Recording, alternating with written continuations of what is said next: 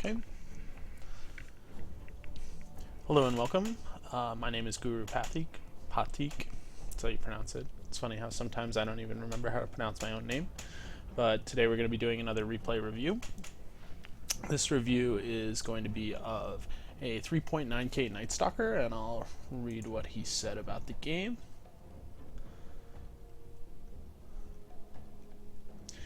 Okay, I was the Nightstalker with my friend, the CM, as a dual offlane.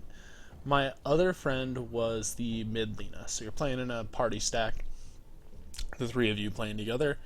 We did well in our lanes, but could not turn that into a lasting advantage in the mid game. The enemy Undying got very quick Aghanims, and we could not fight into that at all. Our thoughts were that the enemy team's defensive and teamfight prowess was too great, and thus we could not destroy their safe lane tier 1 until quite late in the game. I suspect that I did not participate in as many ganks or fights as I should have.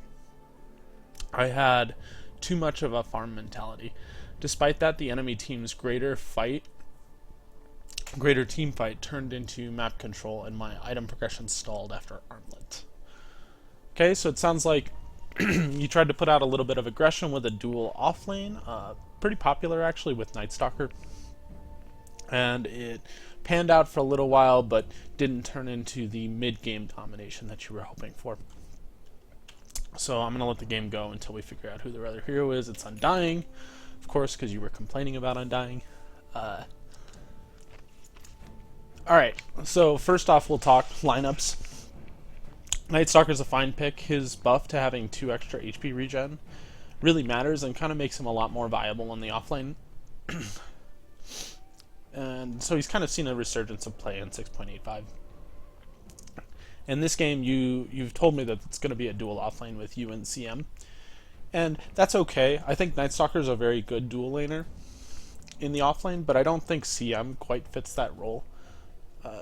The reason being is CM is, like, if you look at CM's skill set, like, she gets the most value out of Frostbite, which does 1,000 damage to creeps.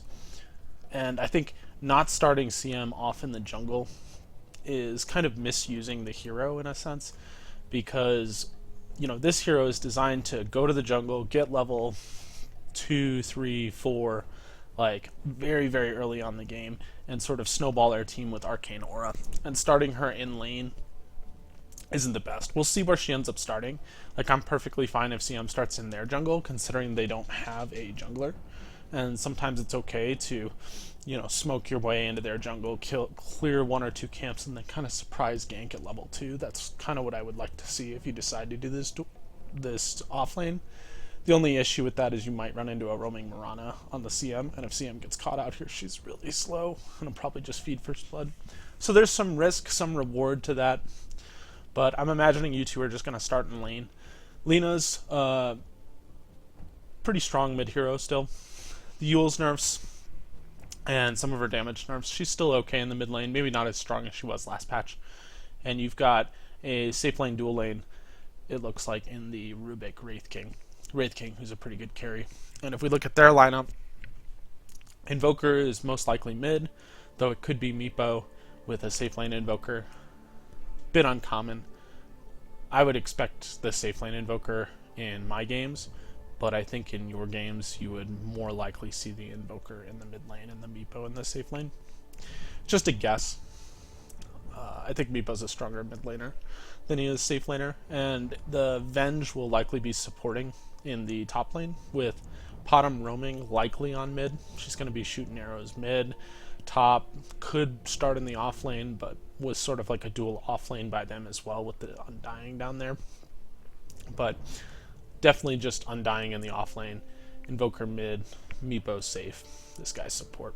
In terms of how you're planning on winning this game, like, they have... Meepo's pretty uncountered in this game. There are a couple of spells that are good against him, one being CM's ultimate, the other being Lina and kind of all of her nukes, and then you've got some nukes with Rubik. But if Meepo gets really farmed, I think you're going to have a lot of trouble, and maybe that's what you're seeing with this kind of dual aggressive offlane, is, hey, let's shut down the Meepo, he's pretty threatening if he gets farmed, but we can handle him if we're ahead. And I like that mentality. That's good on you. In terms of their other heroes, like they've got really good team fight in sort of that early mid game with Undying, and Invoker, depending on what build he goes, could be, you know, Quaswex and be pretty dominant during that time as well.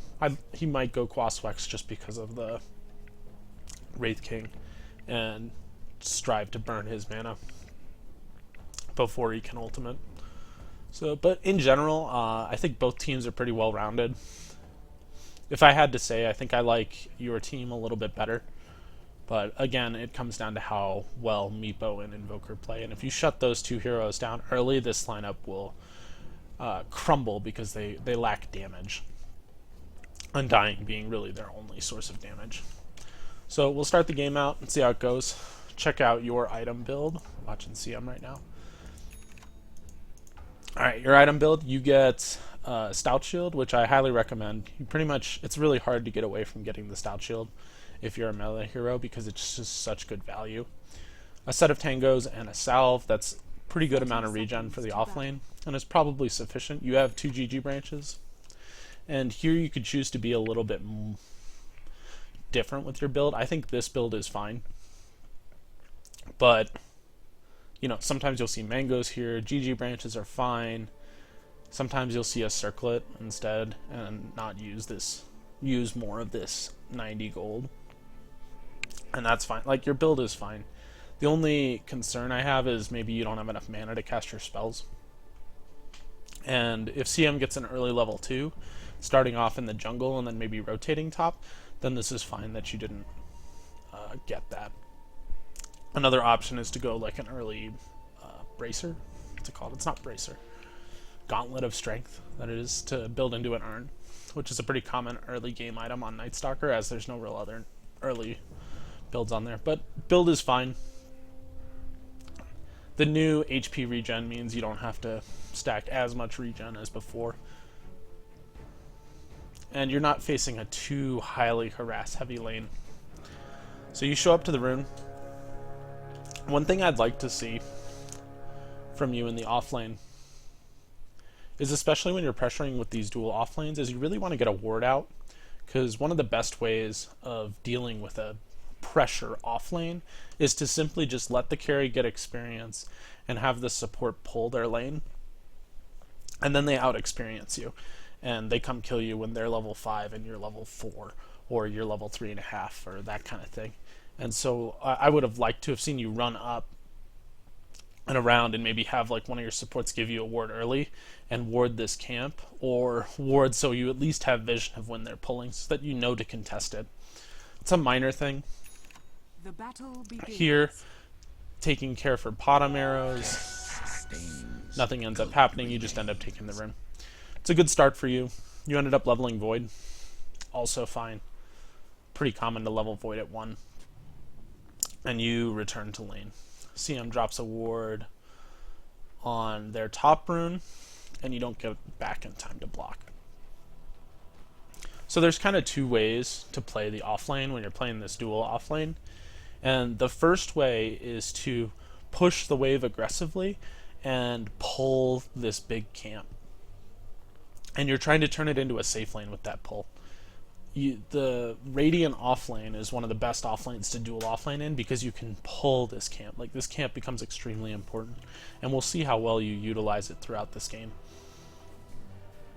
But as you can see, like, they blocked in such a way that their range creep is going to die first, which means that your wave will always be pushing into them unless you somehow alter this creep equilibrium in some state. And you could have done that here as well and then tried to keep the creep equilibrium here. Granted, this camp is not warded, so it's not ideal to do that without warding this camp. But you're going to be pushing into him, and the way to compensate is to pull this wave. It looks like CM's farming to the side. Venge roams around, and you just decide to fight her.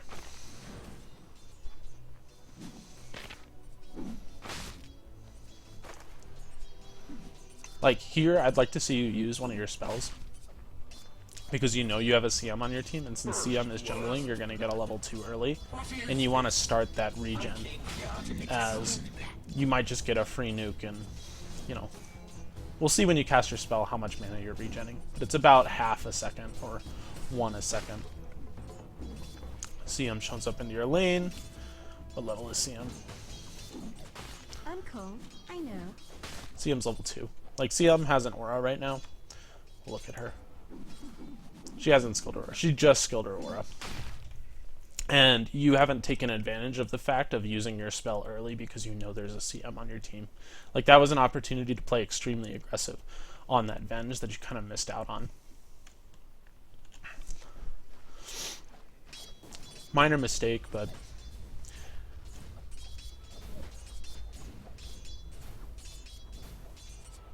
So here, Venge is out of position. You chase the Venge a bit, but can't catch her because you're slow. In the early laning phase, it's really important to kind of keep track of what the movement speed of heroes are, because that way you know whether or not you can chase. And so, like, if we look in this lane, you have 385, 345 now because you picked up your boots. CM's at 280. The Meepo has pretty fast movement speed, 315, and the Venge has pretty fast movement speed. It's kind of in the middle, 300. So unless you have a boots advantage, you're not expecting to chase down either of these heroes.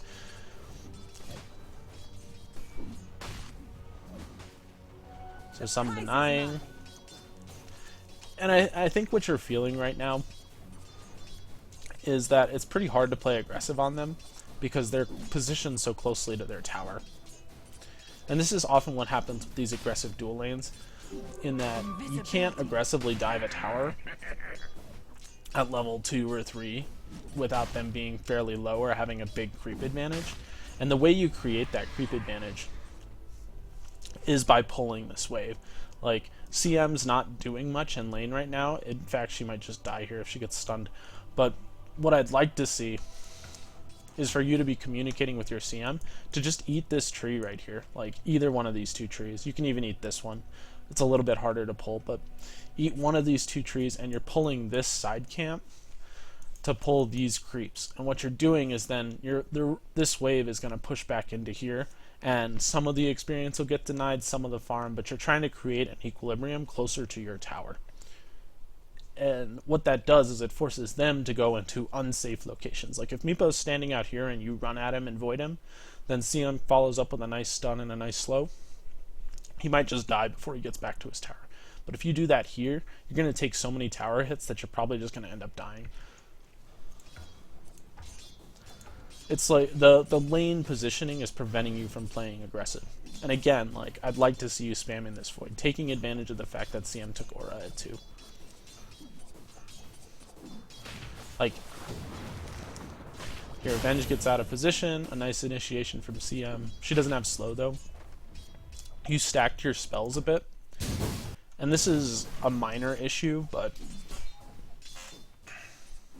we'll watch this again. So Venge steps out of position. Like, right here, you want to wait out the duration of the frostbite to void. And another thing, like another high skill thing, is you see how the Venge is facing away from you right now? You can actually save your void because Nightstalker has a really good cast point. His is pretty fast, whereas Venge's is slower. And the instant she starts to turn around, she's gonna stun you. So the moment she starts to turn around, you void. And what you'll do is you'll interrupt her cast animation and she'll have to recast the missile. And sometimes that can buy you 1 or 2 extra right clicks.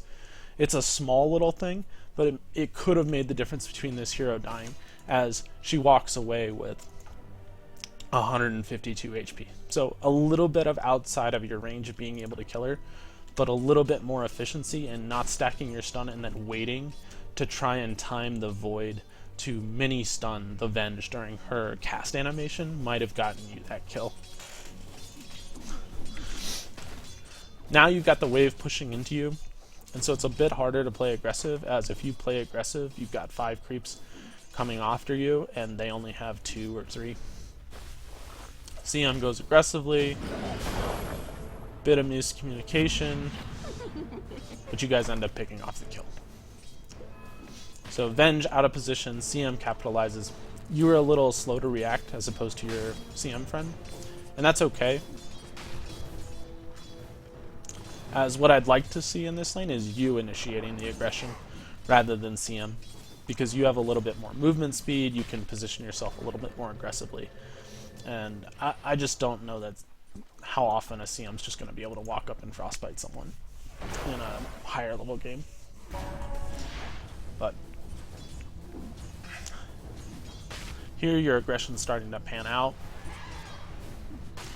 Like, this is a moment where I want you to be anticipating the strengths of Nightstalker, right? Nightstalker is extremely potent when nighttime hits. And I think right now, 10 seconds before nighttime hits, you see that the Venge is just chilling in your lane. Like, she's just hanging out. Right? Trying to deny this catapult. And I would be communicating with my CM, hey, position yourself relatively aggressively, because the moment this hits night, if this Venge is still here, we're just going to run her down. And like, that's a really good free kill opportunity. There's not much Meepo can do to save her, even if Meepo is still in the lane. I don't know where he went, but I would assume he's sitting behind his tower or pulling. That would be my guess. So I think this is a moment where you could be thinking about playing aggressively. Because right now, if you just start running at Venge, you've got boots, and the Venge does not. And CM's got boots, and you've got the nighttime advantage. And here, like, you decide to run after the Venge, which is good. But your CM was out of position to help you. Doesn't end up mattering. Venge is too far away from the tower. Again, you stack your slows. Doesn't end up mattering, you get a nice kill. So here you decide to go for the Strength Treads, which is a fine choice. Strength Treads are arguably the best treads in the game right now, or the best form of upgraded boots, because the stat gain, +9 stats, is just hard to beat. And here, keeping your treads on agility for the extra regen. That's good. Again, Meepo shows up. You probably just walk up and void him there, honestly, but it's okay that you didn't.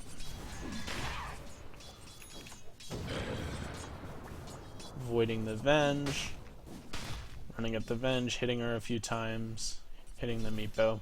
Like, you're doing all this harass and you're missing farm for it. What I would rather see you doing at this point Not for you. is your wave is pushing. This is what we like to call a double wave, because you have two waves of creeps that are essentially going to stack together. What I'd like to see you doing at this point is using your spells to harass and farming the wave. So you throw a void here, right, and you continue farming. And your goal is to just push this wave, and you're planning on diving the tower with a lot of creeps. And that'll, like, the creeps will protect you from the tower damage, because you'll choose to right-click at appropriate times while tower diving, rather than playing aggressively here. I mean, you get a couple of right clicks off, but you're missing farm. And part of the way you translate a dual offlane is you essentially become a farmed core that wasn't expected in that game. Because most offlanes you kind of sacrifice because they're up against 2 or 3 heroes, and so they get as much as they can. But in this scenario, you're looking to become like a 2-position Nightstalker, one that has the farm of a mid and the impact of a mid, despite going offlane, and kind of knocking their carry down a peg and making him sort of like a 2-position or a 3-position. So here, like, if you had been pushing the wave a little bit more aggressively, these creeps might have more health, and then you could dive under the tower and be pretty aggressive towards them. But doesn't end up working out. Again, I'd like to see you spamming out your nuke. The creep positioning kind of... This is like ideal for them, because it's like just in tower range, and you would prefer the creeps to run up and hit the tower, as they wouldn't have as much safe space. But again, just like, you have a CM aura, this mana bar should never be full. And again, if this wave gets stuck here, like, you can ask, like, and you can't play aggressively because of the position of the creeps, just pull this wave here, and that'll sort of reset the situation to where the lane is back down here. Another thing with this dual offlane is you're focusing pretty heavily on farming, and that can be fine. Like, farm on Nightstalker makes a big difference. But one of the advantages of the dual offlane, and part of the reason why I don't like CM as your partner in this lane, is that you kind of want two heroes that can benefit from the farm, and two heroes that, if either one is missing, it's a threat on the mid lane. Because, like, it's nighttime right now. Like, you're spending a lot of the nighttime farming, when it's pretty easy for you to just make this rotation and gank the mid lane, especially with Alina. Like, if you walk up and void the mid laner, Lina follows up with a nice stun LSA, or a nice LSA into Dragon Slave into ultimate. Like, that's a free kill on the Invoker, and then you're not only snowballing this lane, but you're snowballing the mid lane. It's okay. The problem with that is, like, if you leave this lane, it's pretty apparent, as CM in the off lane is pretty much food. Like, if this CM were a Queen of Pain, for example, or a Lina, trying to think of other heroes that would be good. Spirit Breaker, maybe. You probably want a ranged hero. Witch Doctor is okay. CM's alright.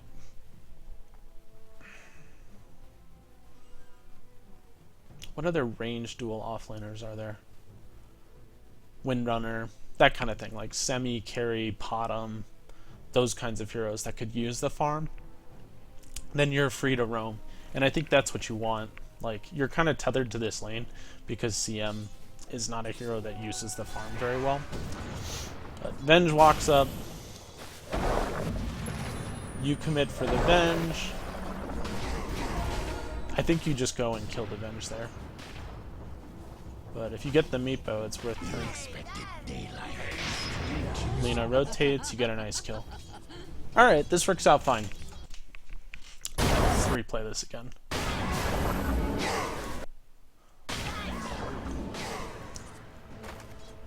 So you walk over to the shop, get a TP. Venge overcommits, use a spell on Venge. CM follows up.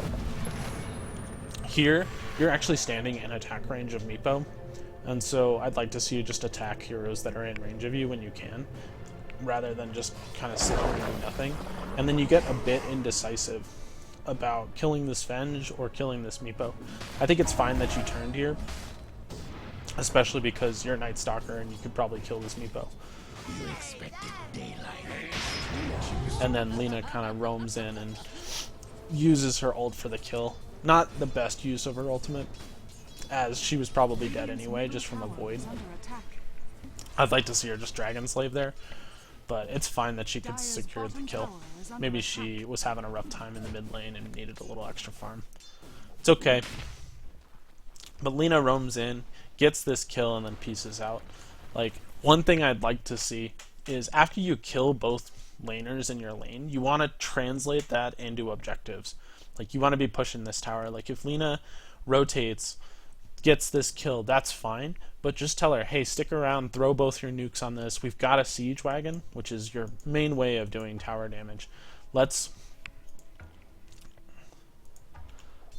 push this tower. Let's get tower damage. And, you know, the thing is as a team that has some weak tower damage pushers, I mean, there's nobody on your team who pushes towers extremely well.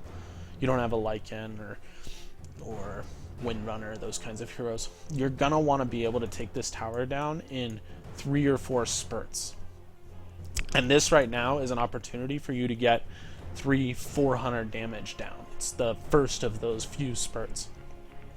And instead you've kind of just turned it into a farming opportunity. It's like okay play, but again, it's about transitioning, and like especially as a Nightstalker, you want to get rid of their tier 1s. Here you start to push the wave, but like this could have been pushed much faster. Like they're already TPing back to lane, and you're not going to get any tower damage there, whereas that was like a free 300 or 400 tower damage. So now you're alone. It's still nighttime, and you do have your ultimate. I'm okay with your skill build. Not taking fear is, you know, debatable.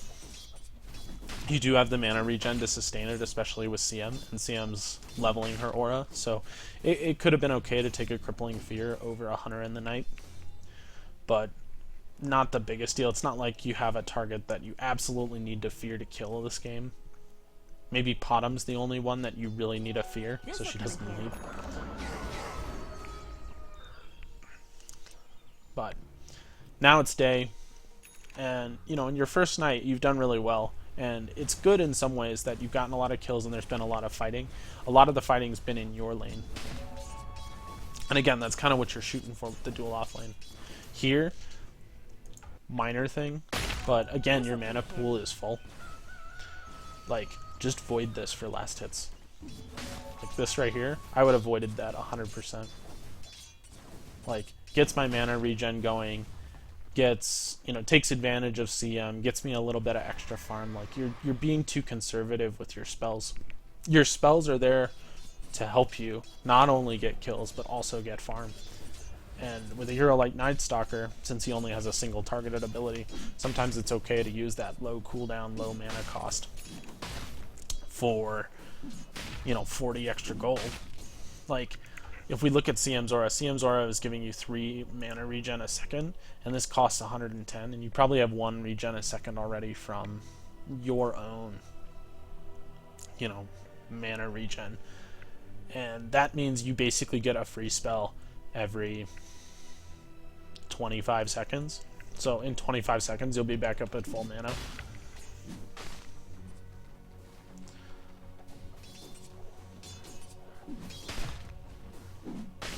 So they've kind of abandoned your lane, and you're just sitting there farming, which is completely fine. I think when you're in a situation like this, you see a big fight pot, you look to see what's going on, you cast Nighttime, run up looking to get a kill. This is a fine rotation.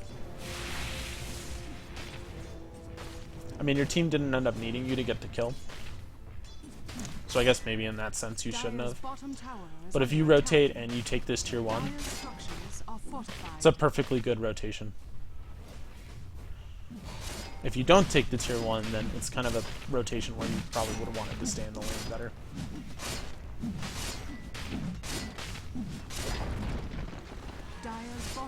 Yeah, that's fine. I'm 100% okay with that.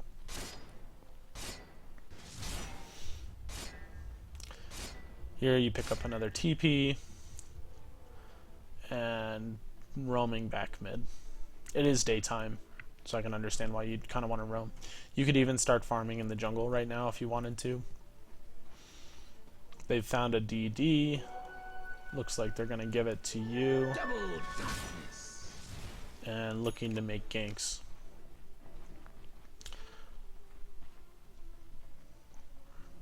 We'll see where this goes. Dive the tower. Really, really nice. Okay. Works out. There's definitely a surprise factor when you're ganking as a Nightstalker and you gank during the day. Most people don't expect that.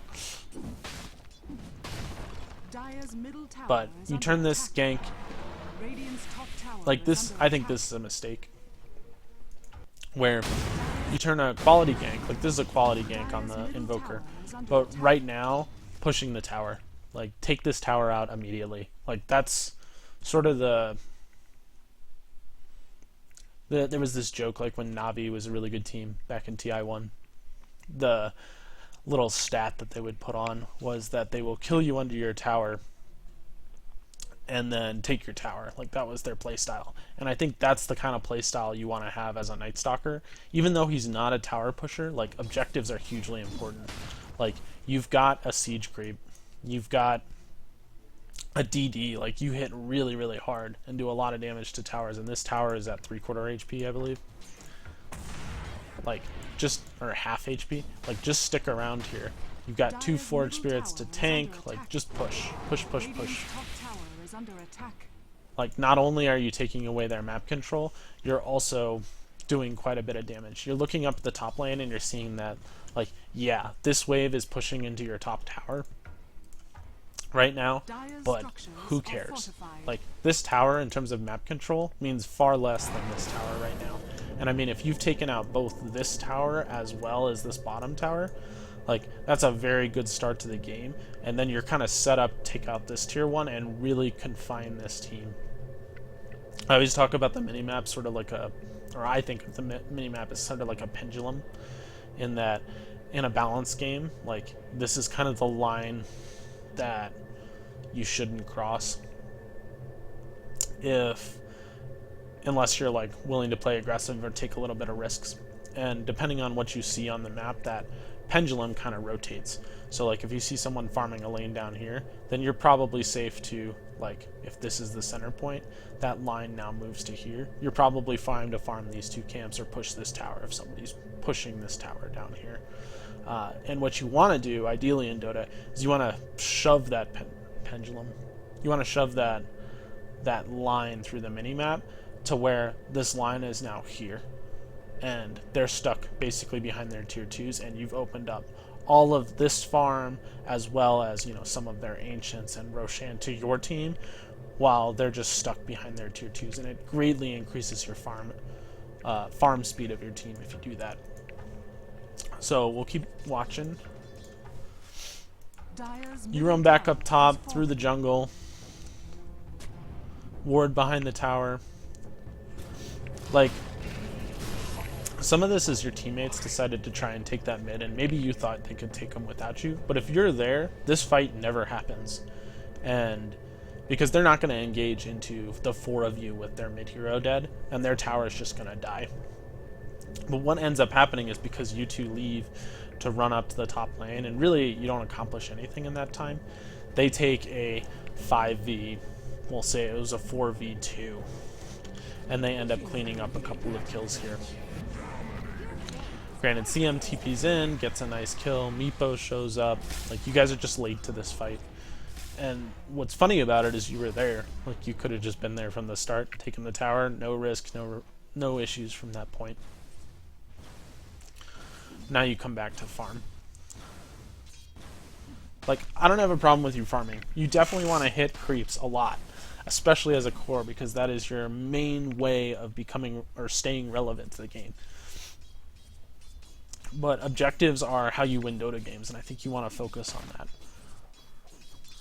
So we're about to hit the start of the second nighttime, and I'm just going to pause the game and we're going to take a look at the state of the game. I think this is something you should do as well, because it helps to inform, it helps to get your mind thinking as to how I should be playing the next 10 minutes. And I try to do it every 10 minutes in my game, and I kind of set benchmarks for myself every 10 minutes. That's kind of my mental approach to the game. So we're looking, you and CM are owning, got 4 kills on the CM, 2 kills on you. You've got quite a bit of farm. 44 is pretty good for an offlaner at 12 minutes. You missed a couple opportunities to maybe push down their mid tower safely and get a little bit of extra damage on their top tower, but otherwise, like, you're putting out a lot of pressure on this Meepo, who's level 8, mostly jungling now, 0-1, pretty scared. Ven just started to feed, trying to support her Meepo. The Invoker's a bit scared. You ganked him from behind his tower, didn't have any support, but Undying started to do okay, I guess.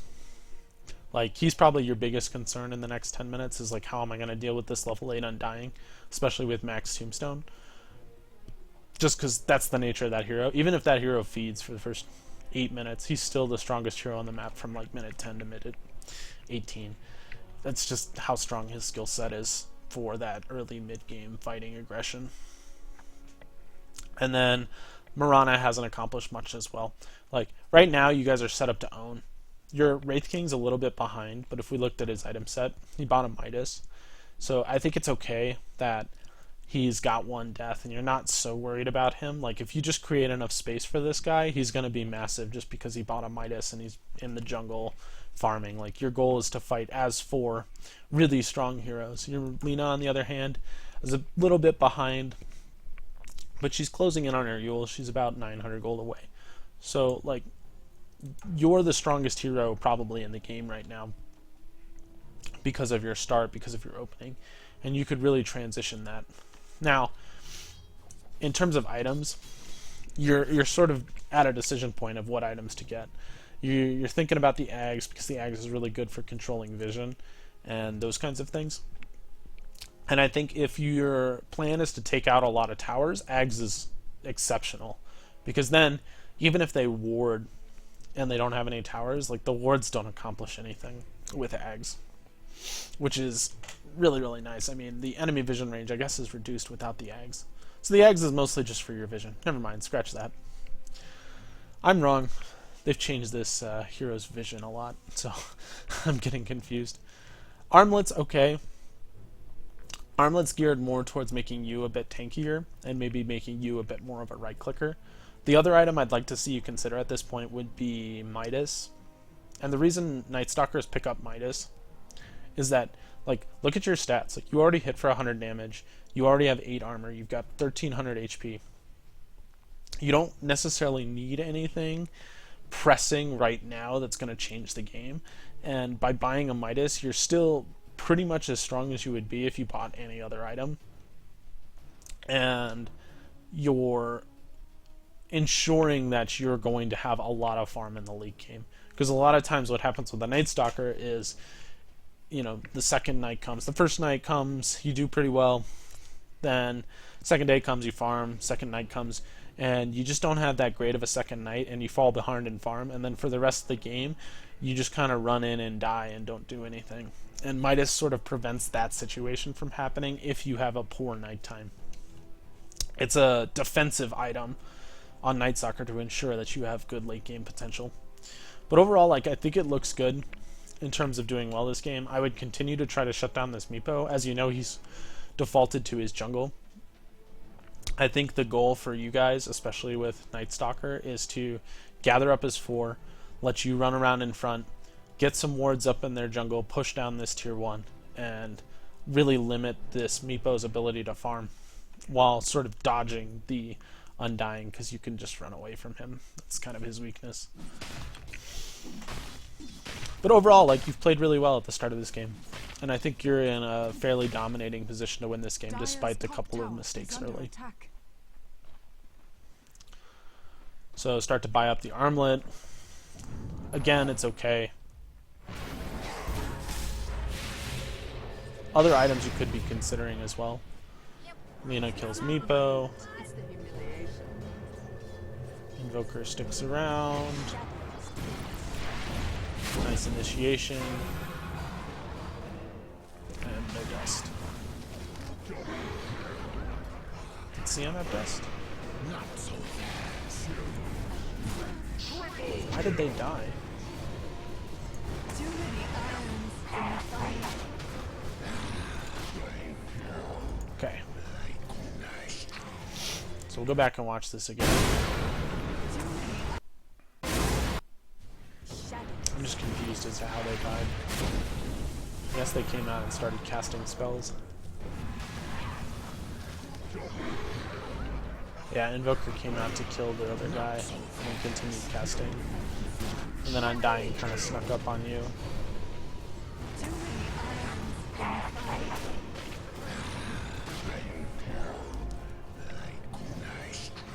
Alright, so Undying gets a bunch of kills here. This is how he gets his early ags. Because his net worth like skyrockets after this, I'm guessing. Yeah, he gets 2k gold from that fight.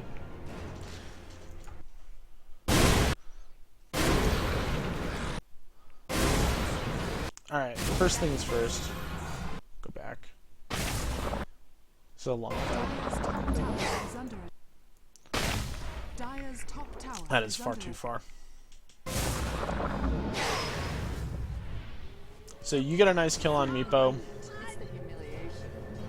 and you decide to play aggressively here on Invoker. Now this is a tricky situation because Invoker's pretty close to his tower. You already see one hero TPing in, which you know is Venge. Like, this is kind of questionable as in terms of playing aggressive at this point, because your teammate Rubik is pretty low and is going to want to support you. So I'd really consider this a 2v2, and Lina's already used her ultimate. So, like, you're 1.5 heroes, we'll say right now, and they are 2 with likely another one coming. Granted, you have CM, who's rotating as well, but she's going to kind of show up late to the fight. So this is kind of a questionable fight to take in the first place. Like, when you're so far ahead, you're not looking to take questionable fights where you trade. You're looking to take free kills and free objectives because they can no longer contest you. So opening the fight comes in. They use Moonlight Shadow. At this point, I would just be retreating because none of your team has dust, and if they play it right, they can just retreat, or they can pick off heroes and use the Moonlight Shadow to their advantage.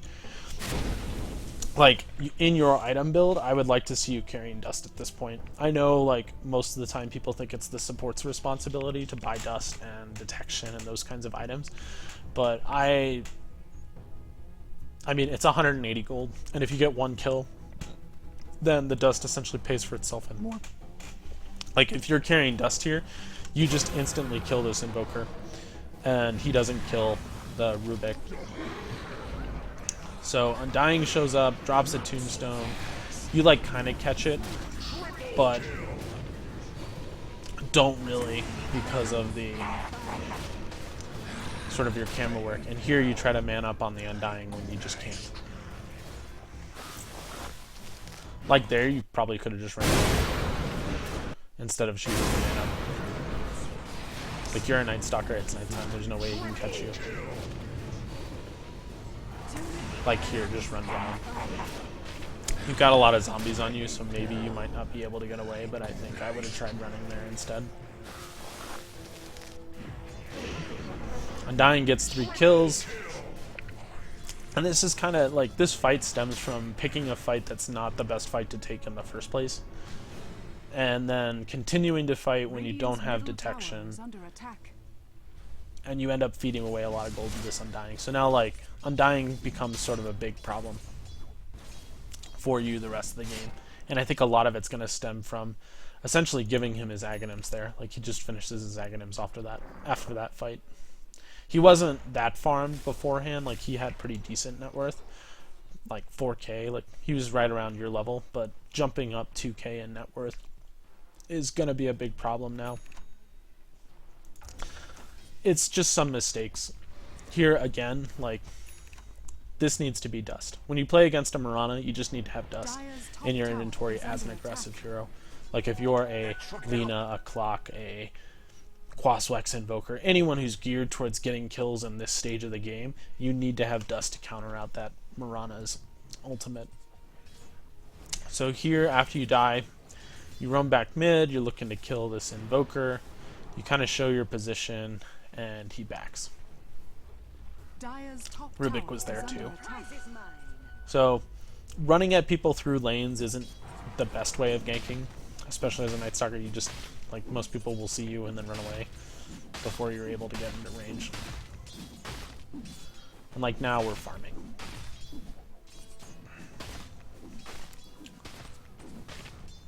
Like, this is okay. What I'd like to see as you're farming is you're just right-clicking, which is you're pushing the wave. And the reason you push the wave like that is because you want to buy more time for you to do in the downtime, as opposed to static farming, which is kind of geared towards... Alright, you get arrowed and die. That's pretty bad. Go back and look. I was talking about farming. One thing to think about when a hero shows up and just throws a spell on you, like this Undying right here, it's going to come up and decay you, and then retreat. Like, here I would be retreating, trying to assess the situation. You walk up the hill to see if you can see anything, but you could even walk up this hill and see if there's anything. The arrow was really nicely placed from Mirana, so it's a pretty good gank in there.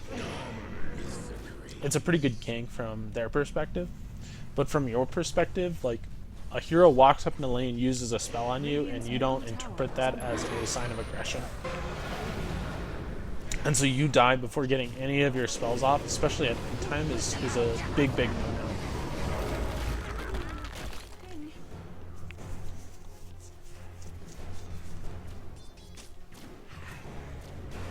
So I think this fight starts from you being out of position and not interpreting the Undying's aggression properly. Even though you walked up to the hill and you didn't see anything, like, they also could have Mirana ulted onto you and killed you. Like, there's a lot of things that could have happened. One other thing to talk about is usually this is kind of like the support's jobs to buy wards. But if we look at the, like, ward stash, like, there's 3 wards in stock right now. Like, you have a little bit of extra gold, and the wards are there to benefit you, especially as a ganker. Like, you want to be able to see their half of the map so that you can choose to take the right kinds of fights when you're ganking. Like, don't be shy about buying wards yourself. especially if they're geared towards helping you, like buy a ward, put it up in their jungle, put one here. I really like for seeing this camp, as well as sort of seeing here, and it's very unlikely to get dewarded. There's obviously the really easily dewarded spots, which are here and which are here, but I prefer not warding there. Here's really good. Like if you want to push the tier 2, drop a ward behind the tier 2 tower. You can even do lane wards to help you scout out movements so that you don't get ganked. Those are more farming wards. I'd like to see like a ward here, sees these two camps, gives some vision. Up here you can sense some rotations. Like,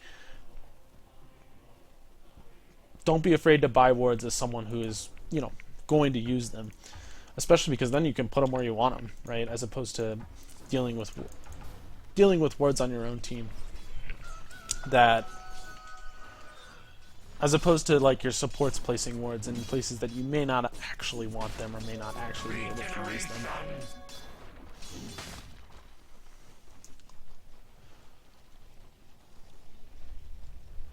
So it's daytime again. You go back bottom. You start farming. I don't know why you TP'd to the tier 2 here rather than the tier 1. Maybe it was a misclick. Not entirely sure. But farming. Like, this is pretty typical of Nightstalker in that, you know, daytime he just farms. And then nighttime you group up with your teammates and get kills. So you see two heroes there. You decide to come back to this lane to sort of take the farm as it pushes into your tower. This is an okay decision. You're kind of setting yourself up to get ganked, and you may not even feel safe to farm under the tower. Like, I'd like to see you just hitting the jungle creeps until you can kind of assess what's going on there. Dire's top tower is under attack. But like, big thing in that second night, you didn't accomplish objectives with the second night, and you kind of ran around and you farmed a little bit. You got a little off put because you died that first time, and I think it threw off your rotations on the map, and so no objectives were really accomplished during that second night. You didn't take another tower. Like, this tower, especially with this ward up behind the tower, is like a huge target for you because you have vision, and during that second night that would have been my biggest goal.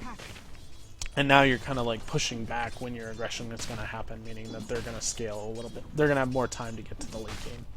Radiant's middle tower has fallen. So checking out what's going out mid. Your teammates are ganking Meepo in the jungle. And you're farming. Invisibility. UTP up top. CM gets a really nice ulti. But Undying Tombstone is doing work. So you're just kind of a late adopter to this fight.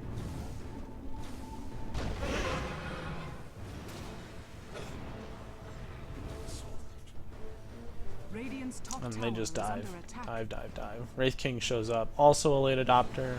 But it's a little bit better from him, because he's the carry, and that's kind of what carries do. Radiant's top tower has fallen. Dire's Alright, let's go bottom back. tower is under attack. Radiant's bottom tower is under attack. Go back more. Radiant's bottom tower is under attack. So like, you're farming at this point. You see that these two heroes are up top, and you also look to see that there's two heroes mid. So this gank looks okay. I'd like to see you honestly with them, because like, your hero, while farming is important, like, there's no item you're looking to complete right now. And when you see two heroes going on the top lane, you either say, hey, like, you should look one before you TP. And when you assess the situation, like, maybe they're dead already and you can't help them, so you don't TP. So either stay down here or be there earlier would be my recommendation. Because you TP up here and you kind of just run around for 25 seconds because you can't really engage them as your teammates have already died. Radiant's top tower is under attack. You guys show up, and again, it's just kind of like, well, we're here, but we're too weak to fight, and they take an objective. So they kill two heroes, they take an objective. Like, that's the kind of play I'd like to see from you. Like, here you could have just stayed bottom and just been hitting on that tier 2 and sort of punishing them for grouping up and defending together, where you get half damage on this tier 2 tower. I'm not critiquing your mechanics as much this game as I could be, as mechanics is probably like the easiest way to get better, but like especially on a hero like Nightstalker, your movements are extremely important, and not wasting time. Like the last minute you've essentially wasted time Radiant's by bottom tower is under attack. sort of being in the wrong place at the wrong time, like can kill you on a hero like Nightstalker. And what I'd like to see you do is just focus on being extremely efficient with those movements and making every one of your movements matter and for a reason. Rather than, like, you TP'd up top because you felt the need to fight with your team early on, rather than Radiant's courier has because you thought you could get a kill, or because we were going to turn this into objective because we were going to, you know, kill this tower, that kind of thing. So you see Invoker, you've got 2 Forged Spirits on you, there's 2 heroes. Yeah, that doesn't look safe. It is nighttime though, like right now. The reason that these 2 Forged Spirits matter a lot is, like, you have minus 10 armor. And if they right-click you 4 or 5 times, you might just die. Radiant's bottom tower is under attack. Some armlet toggling.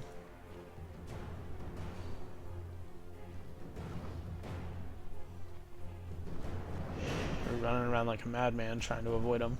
You could just TP out as well. Radiant's middle tower is under attack. Yeah, that works. You ran around quite a bit before you TP'd. Probably could have just TP'd when you walked up this hill. Maybe you felt safer, or you just didn't think of it quite quickly enough. It's okay. Next item, looks like you're going Ags. Also an okay item.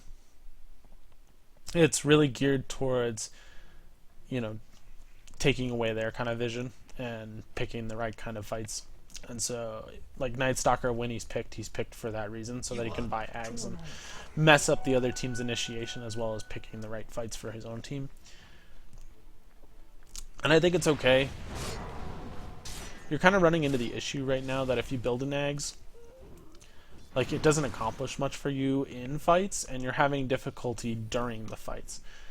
And maybe at this point you'd consider an item that helps you fight more, rather than an item that helps you pick the right fights. It's tough to say, because Ags is just so good on Nightstalker. Again, you roam mid, you show yourself, so they know where you are. Yeah, it's just a lot of running around. And maybe it's because you just kind of feel lost. Here, don't run to the shop. Use the courier. There's Meepo. Try to fight Meepo. Doesn't work out for you.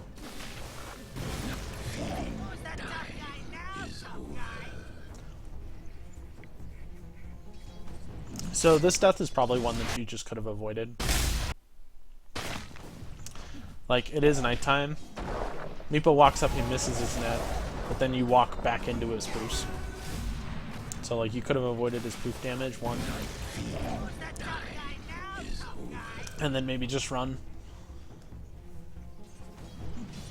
But I think this is just an avoidable death.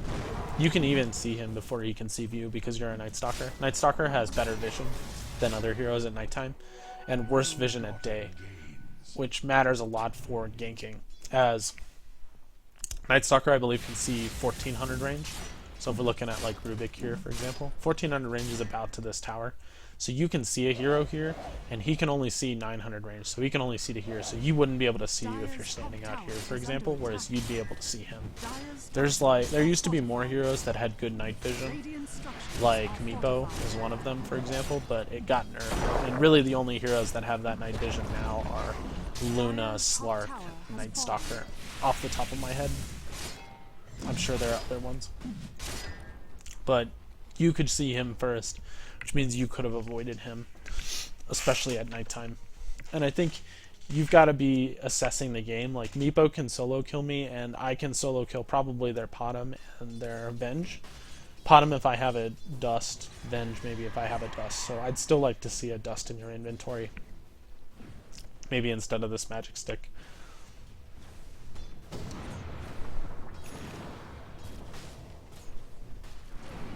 walk into an Dire's arrow. top tower is under attack.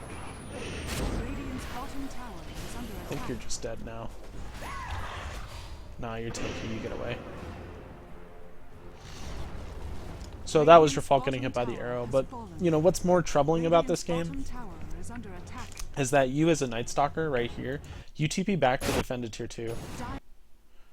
Dire's top tower is Maybe you just walk back. Or you revive, I guess. And you run out to defend this tier 2. Like, you can't defend this tier 2. There's nothing you can do as a Nightstalker. Maybe you pull the wave. Like, your team is all congregating top. I'd rather see you just run top and try to trade this tier 2. Instead of going to a place where you can accomplish nothing, go to a place where you can accomplish something. Nightstalker's a hero that's best when he's played aggressively rather than defensively protecting his towers. Radiant's So I think bottom this tower has movement, fallen. I mean, you didn't end up dying Radiant's because they bottom kind of messed tower up their is spell under attack. combos. But like, that should have been a death, and your movement should have been more suited to playing aggressively. Here they take your tier 2. You weren't able to take their tier 1 or tier 2, so they essentially get a free tier 2 for nothing, and then they TP back to defend. If you have gone here, pushed a little bit faster, maybe you get that tower down in time, and you can trade, so to speak, as you know, you have glyph still.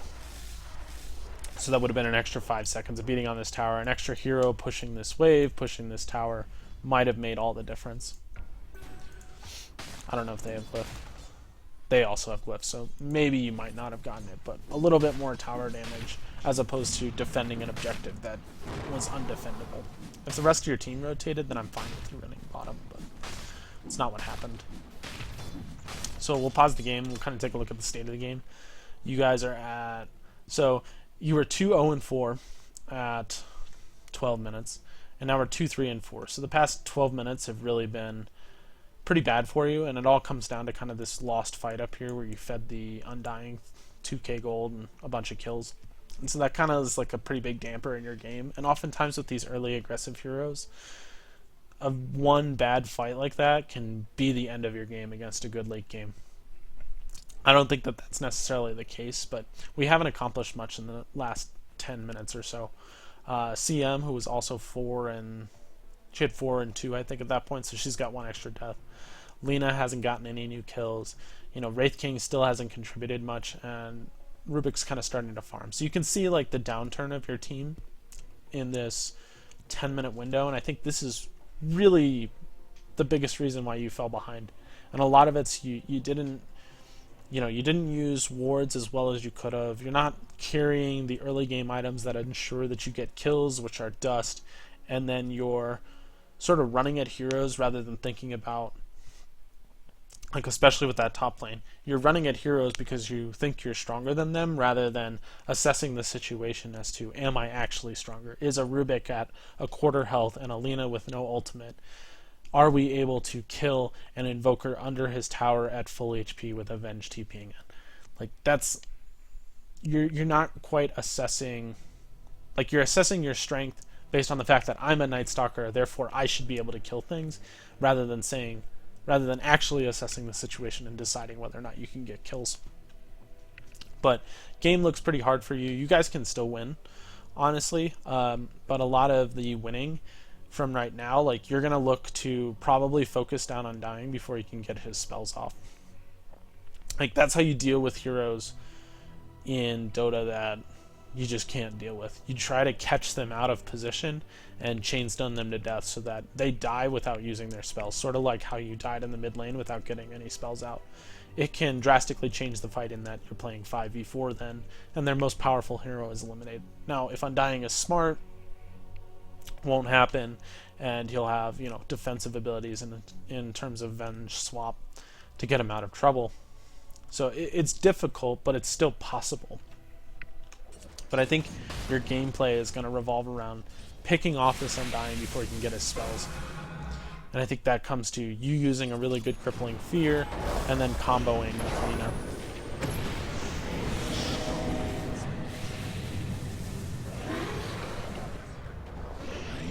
Alright.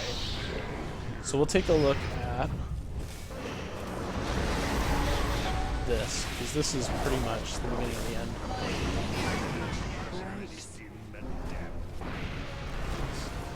terms of you guys potentially winning in the early game.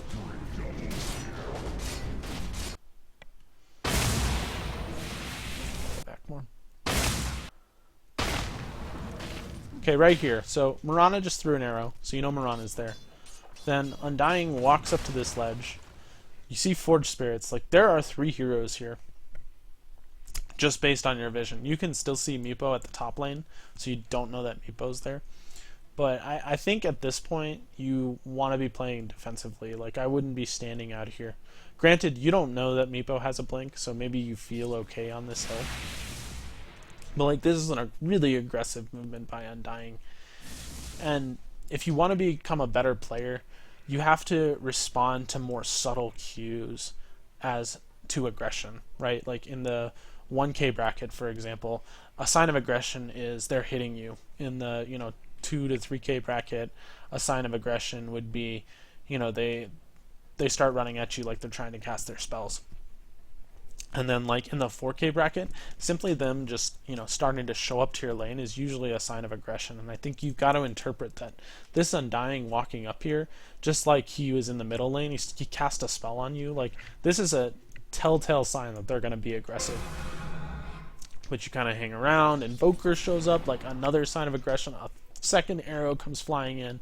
Like, you have 5 major signals that they want to play aggressive on you, and then Meepo shows up. And so while the Blink Dagger is a surprise, right, you basically had 5 opportunities to say, like, maybe this isn't the safest place I can be before the actual event that kills you happens.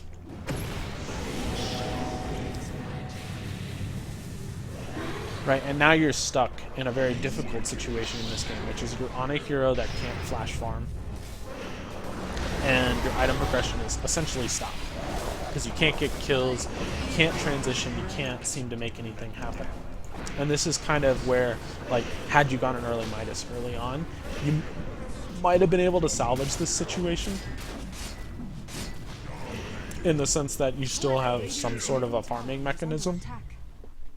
But as it is right now, your item progression is really stalled. So you're going to have to rely on working together with your team to pick off heroes that are out of position. Another thing, when you're playing against Meepo, he can't actually Earthbind you if you go BKB. So BKB is a pretty hard counter to Meepo, especially because a lot of his damage in this stage of the game is the poof combo. So, like, BKB is definitely a consideration, maybe instead of this point booster or Ags, because the point booster is offering you very little right now. And, BKB is a little bit cheaper to put together. Well, they're the same cost, essentially. But I think right now, even after purchasing this BKB, I would be looking to, or even after purchasing this point booster, I would be looking towards making BKB now, as Meepo is just too strong, and if he nets you, you die, and you need some way to get out of that. But again, back to more farming. Like, I know you said in your post that you were focused on farming, but I think you were too focused on farming, I mean. But I think you had a really good Nightstalker mentality for that first 11, 12 minutes of the game. And you kind of just lost that mentality when you died your first time. Because when you died, then you TP'd to more defensive locations and you started thinking, we're not strong enough to fight them anymore, so I therefore have to play aggressive defensively. And I don't think on a hero like Nightstalker that's a good strategy. I think you want to continue to make those aggressive movements, make those aggressive plays, even if you're behind. Because, like, right now you're not acquiring any gold. Yeah, you're sitting with your team, but it's daytime. There's nothing for you to accomplish. Like, you are in a position where you're turtling, essentially turtling for the late game. But your team doesn't necessarily have the better late game, so you're turtling until the other team feels strong enough to push in and kill you. And that's not a position you want to be in. Like, the way you get out of situations like this is, one, you can buy a gem and deward all their wards. It's a little bit risky and a little bit expensive, but, like, if you can clear their vision in aggressive places, for example, like, we're looking at their map, so we can kind of see where their wards are. But like they have wards in all aggressive places, which are here. They've got one up here. They've got one right here. Like they see everything that happens on your map. And so buying a gem at this point takes away that vision, and maybe gives you a little bit more space to operate, more space to farm, that kind of thing. The other way you can try to get back into the game is, you could do the catch-up Midas. But at this point, 28 minutes, it's a little late for that, as most Midases pay themselves out at 10 to 12 minutes after you purchase them. So that's one way. Another way is smoke ganking. That's probably most common, which is you group up with your team and you smoke, or you group up with the combination of heroes that could kill something, which are like, you, Lina, and maybe Rubik or CM. Like you three could just group up and go off and kill things, or you can revert to a split pushing, send the 2 nukers or 3 nukers in this case who tower defend really well, just have them tower defend as best they can and push the other waves until you guys farm that key item that'll help you win a team fight, whether that be BKB on you or Blink on Wraith King or BKB on Wraith King or whatever. Like those are kind of your options when you're playing behind you. But right now they're just going to try and run at you. So you take another fight, get a nice kill on Meepo, but no dust in inventory. Mirana ult makes it so you can't kill a free kill on this Invoker. Invoker gets a meteor off and then runs away. These things are being annoying.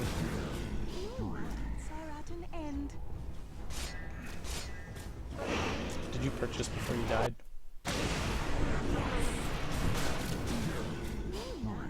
It was pretty close. I think you did.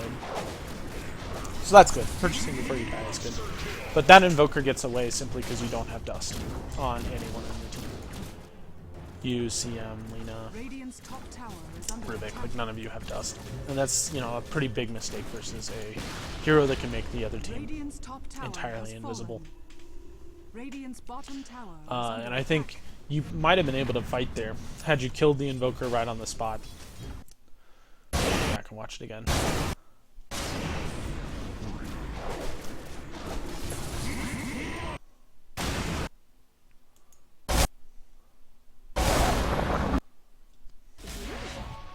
So like right here, your team's fighting.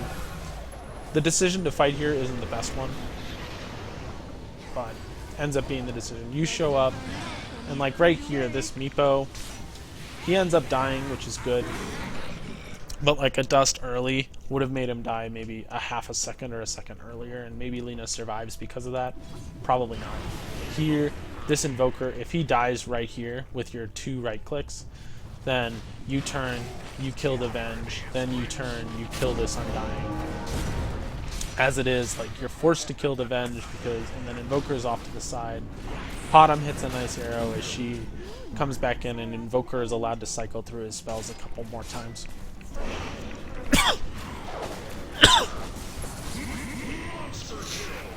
Again, the decision to fight here isn't the best decision. Your team is behind. Your team is really struggling with this Undying Ags, like you said, and he's got an Octarine now, crazy.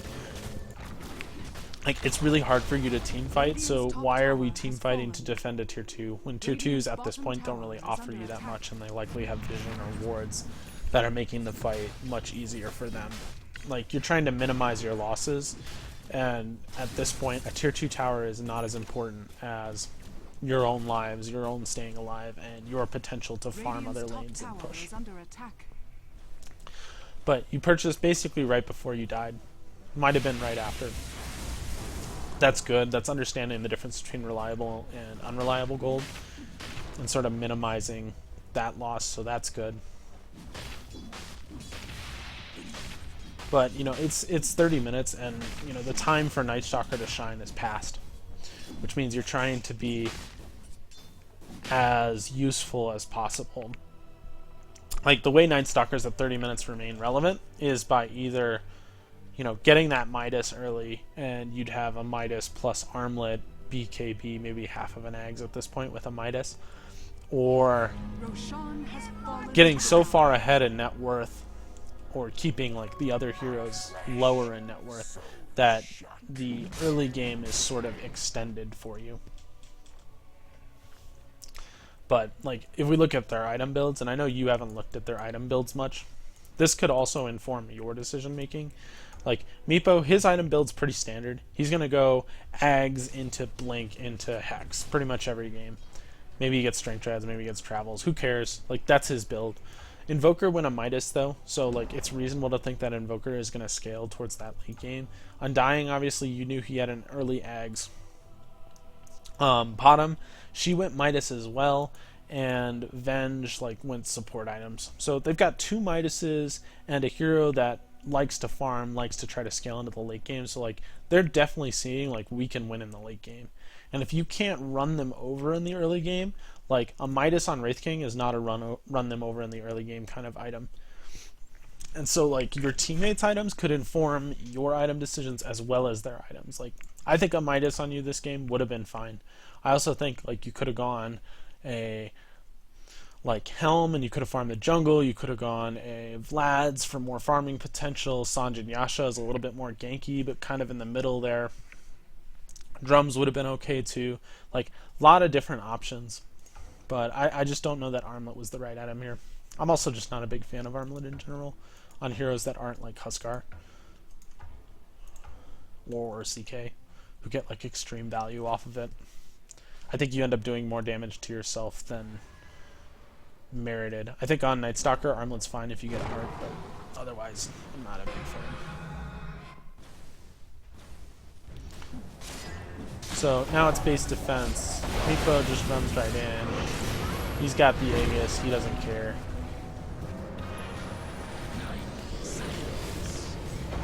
Like this is good, you get a nice silence on the Undying. That's like the other way to deal with him, is to silence him. And I think that ends up being really good for you.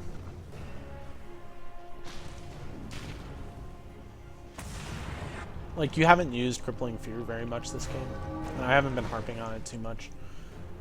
But that's like your other method of shutting down this Undying, or this Invoker, or this Potom, and you're just not using it that much. Some of it's you're dying before you get your spells out, which is like the biggest culprit. But that was essentially a big feed by them, and maybe your way back into the game. So you get about 1k gold off of it, you continue to work towards your Ags, which is an okay item. Like I said, I think at this point it's got to be BKB, just because you need to be able to run into fights to be able to use your spells, get your silences out. And Ags does not help you at all with that, but BKB does. It negates all of Invoker's spells, most of Mirana's damage because she's a support, most of Meepo's damage, as well as his Earthbind, which is really hard for you. And the slows from Undying don't actually affect you then either. Decay doesn't affect you either as well, I don't think. Or the damage amplification. But we'll keep watching. You never know with games like this. Like, that's the kind of fight you're looking for right now. You want them to overextend into your base, into positions that are bad for them to fight. Like in between your tier 3, tier 4 towers, that's perfect. While you're split pushing, maximizing your farm, trying to catch up in items, or trying to farm that next item without getting caught. Most of the time, like, if they're far enough ahead, they'll just catch you and kill you. But that's your way back in. Like, farming your jungle isn't the place to be right now. Maybe Meepo's top, so it's a little scary, but pushing out this bottom lane, forcing them to defend that tower, pushing out this top lane, forcing them to defend that tower. Yes, it's risky, and sometimes you'll die because of it, but it's your best way of winning. And when you're playing from behind, you have to take risks to win. It can't all be safe plays. When you're ahead, you can make all the safe plays and never worry about it, or never make those like risky sort of plays, because you don't need to. You can just win on the back of you having a bigger gold differential. Another thing I want to talk about with this Nightstalker is that you really haven't pressed the darkness button very much. Like, you've used it a couple of times in fights, but you want to be using this ability as much as possible. Like, it's been daytime for quite a bit, And oftentimes, like, maybe you don't have a reason to use it during the daytime, like right now, for example. But I mean, this duration is 50 seconds. So like, if you come up on 35:10 and you didn't come up with a reason to use the nighttime, just press it, because the next 50 seconds will be nighttime, and then it'll be 36 minutes, and you'll have darkness sort of up again. Like, you want to keep the daytime in the game as little as possible, because it keeps them afraid. So now you're kind of like under your towers. Wraith King gets caught top. He does get his ultimate off. Like, this is a do we want to fight or do we not want to fight? We all run in, they pot him ult. And no dust again. Like, just drop this stick. The stick doesn't do anything at this point. You need dust.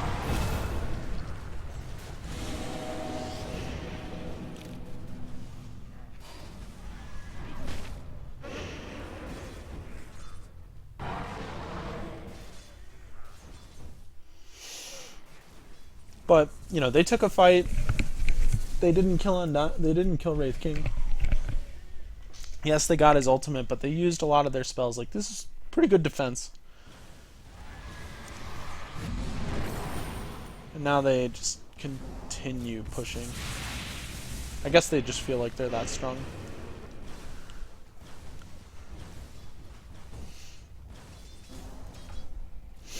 Sorry, I was switched onto the wrong camera there. Radiant's middle tower is under attack. Yeah, it's hard to see how you win from this point.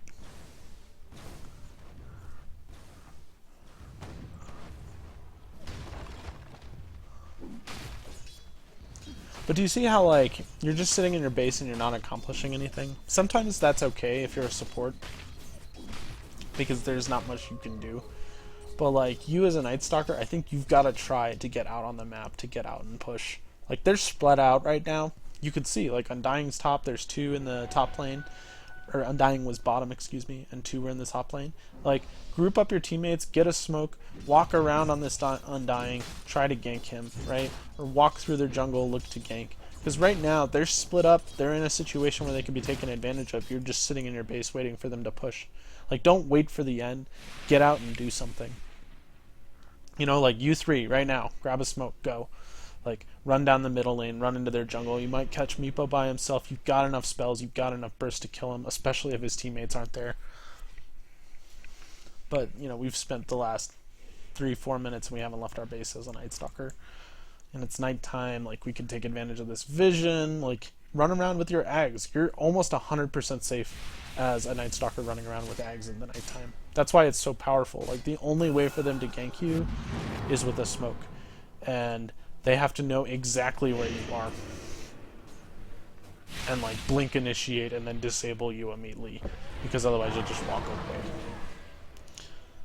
Like, you're not using this Ags to your benefit to be out on the map making things happen as a core. You're just sitting in the base waiting for them to push. I think playing from behind is one of the hardest skills to learn. Because you really are taking a lot of risks. And you've got to become okay with taking those risks rather than always making the safe play. But as you play more, like, I think if you learn to play from behind well, like, that's one of the best things for making you better. And finally you guys decide to smoke. It's 38 minutes. But finally, like, you see the Undying, you see Venge. Like, this is not what you're looking for. I would just back out of this immediately and start running to their jungle. You do not want to take a team fight, especially from in a fight that's in a bad location. Like, not every smoke has to work. But you surprise them, they're all there. Like, this is just a bad fight.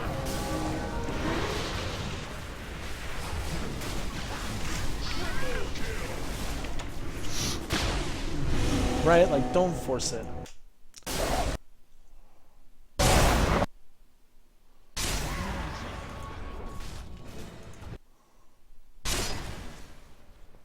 Like, right here, you run out, you see Undying, it's got some promise. But when you get to this point, and you see that there's a Venge, you see that there's an Undying, I don't know how we're seeing these heroes on the map, honestly. Do you guys have a ward or something? No? I don't know. Just Reborn, I guess. Vision's also a little funky. Like, just back out. Your smoke failed. It didn't work. Don't take the fight. Like, don't overcommit just because you used a smoke. A smoke is like nothing. It's 100 gold. Like, who cares? You wasted 100 gold. Big deal. Means nothing. Like, you earn 100 gold in 30 seconds, but your lives matter so much more. And, like, this fight is solely you guys choosing to take a fight. Like, you didn't finish a core item, you didn't finish that BKB. There's no reason to think that you would win this fight, because it's not any different from the last fight. And you just choose to engage this fight in a position that's just not good. Like, if we look at the map, right, like, this is flat ground, most of it, so, like, they can see pretty far. As opposed to this, where, and, like, there's no choke points. Is another thing to point out. You don't have any real heroes that take advantage of choke points. I guess Lina and some CM. But like if they're fighting through this choke point, you might get an amazing CM ulti or an amazing LSA or an amazing, you know, Rubik lift into Rubik stealing Undying Tombstone, and that changes the fight. There's no potential for that out here because it's just so much more flat. The other thing, like, pop your nighttime during, or pop your darkness during a fight in the nighttime, because it does reduce their vision by popping this ultimate. Like, and it may not seem like it makes a difference, but maybe someone is able to run away because they're just a little bit outside that vision range. Like, you're not using your ultimate really at all. Like, this button, fight happens, press it, you know? It's been daytime too long, press it. Like, as it is right now, it's just you're a 3-spell Nightstalker. So you took a bad fight outside the base. They used that opportunity to push 2 lanes of racks. And now, like, when the comeback was possible before, when you still had your sort of whole base intact, now the comeback becomes extremely difficult. And so it's just a bunch of fighting. Where at this point, I don't see you guys doing much. But we'll keep going. Radiant's middle tower is under attack. King of 5s, and flies back, he dies. Dire's top More tower kills. is under attack. Alright, so this game's pretty much over. So I guess I'm going to give you my overall speech. Overall, I think you played your first 10 minutes extremely well. Like, I think you set your team up to win and to dominate a game in which Nightstalker could be extremely dominant. But I think you just made a couple mistakes that weren't objective focused around that 12-minute mark, especially not pushing down the mid-tier 2 together, and then your second night didn't end up panning out. Some because you took a bad fight top, where you kind of run in and didn't quite have the damage to kill the Invoker and the Venge. So those are kind of like your big mistakes that put you behind. Other little mistakes, like you're not carrying Dust at all, no one on the team is carrying it for a team that has Potom. You're not, like, those are all the little mistakes. But I think overall what happened is you were ahead, you were playing ahead, you made a couple mistakes, and then you kind of fell behind, and you defaulted to defensive play rather than continuing the aggressive play that got you into a good spot from the first place. And that's because you didn't have the wards or the vision, and you didn't move in a way that a Nightstalker would expect to. Like, don't move to defend towers unless you're looking to take a fight. Move to push other towers. Move to make trades. So I'm gonna fast forward this. You guys look like you end up holding out for a little while. Probably not. But that's it from me. If you have any questions for me or any comments or feedback for me, just let me know. You can either send me a message in that Reddit thread, or you can leave a message on my YouTube. I hope this was helpful. And that's it from me, I guess. We'll fast forward until the end. this point. Pretty much. Alright, all the best to you, and see you again.